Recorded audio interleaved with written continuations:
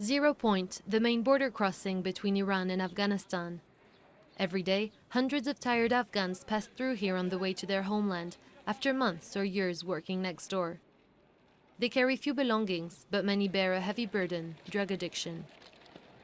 We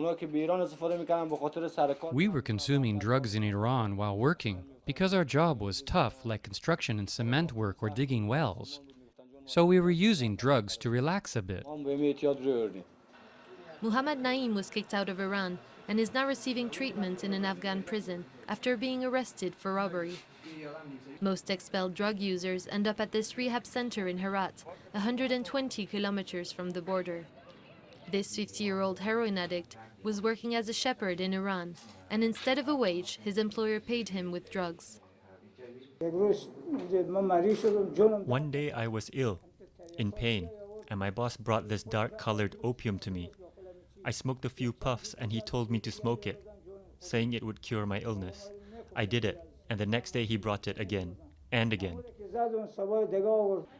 Iran started taking in millions of Afghan refugees in the 80s as they fled the war that began with the Soviet invasion and continues to this day.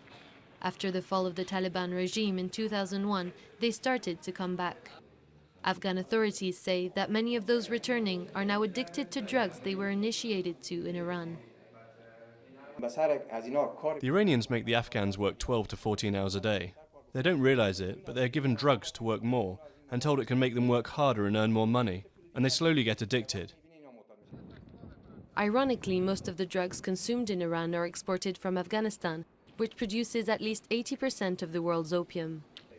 For Naeem, Chogok and others in the same position, overcoming addiction is only one of the many challenges they will have to face as they start a new life in the country they once fled.